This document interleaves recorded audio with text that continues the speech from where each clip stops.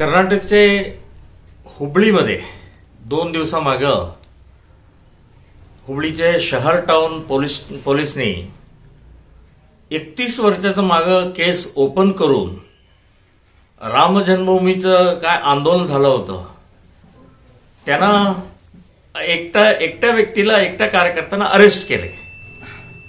60-62 वयाचे कार्यकर्ते आहेत. 30 वर्षाच्या नंतर 62 वयाचे. हे अमानवीय आहे, हे चुकीचं आहे, हे खंडनीय आहे. श्रीराम सेना संघटन आम्ही विरोध करत आहे. तर हे हिंदू कार्यकर्त्यांच्यावर टार्गेट करून टोटल देशात राममय झालेला आहे. रामाचा अत्यंत वैभवपूरित वातावरण चाललेलं आहे. तर ह्या वेळेला ते 31 वर्षाचं मागचं केस ओपन करून बंधन करायची आवश्यकता काय? काँग्रेस हिंदू विरोधी आहे हे स्पष्ट ह्या घटनेमुळे कळतंय. तर हे अमानवीय क्रौर्य आहे. आता 30 वर्षाच्या नंतर टोटल 9 जणी होते.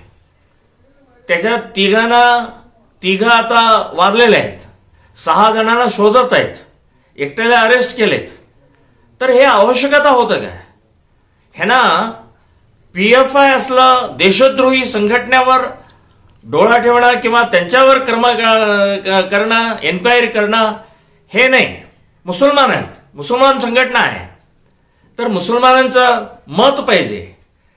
आणि हे हिंदू कार्यकर्त्यांच्यावर टार्गेट करणं हे बरं नव्हे आहे.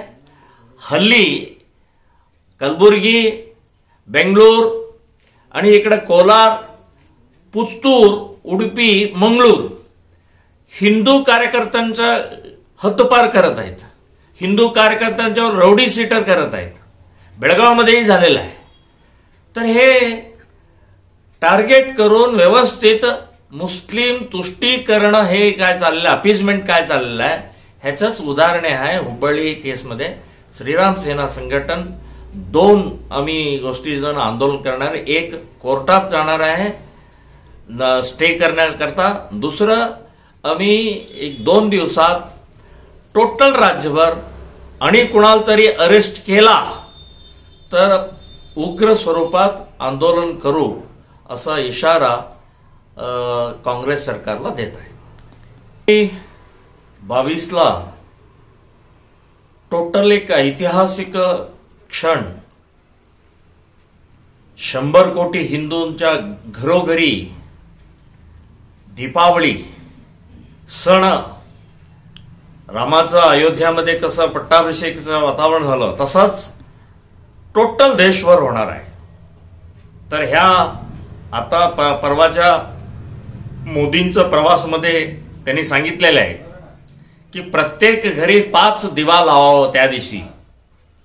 तर हे एक उत्कृष्ट क्षण आहे.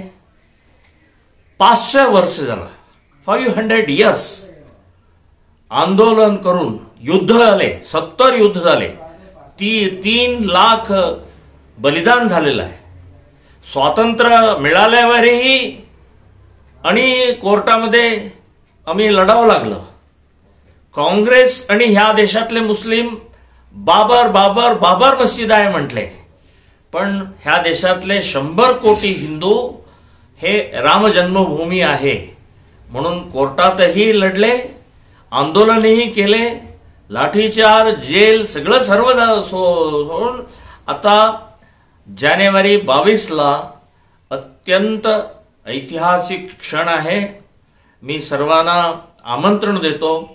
सर्वांनी श्रीराम सेने संघटने तुम्हाला मी आव्हान देत आहे की हे क्षण चुकू नये. अत्यंत श्रेष्ठ आनंदाने फटाके वाजवा, दिवा लावा आणि भजन करा. सगळ्यांना स्वीट वाटा असं मी आव्हान देत आहे.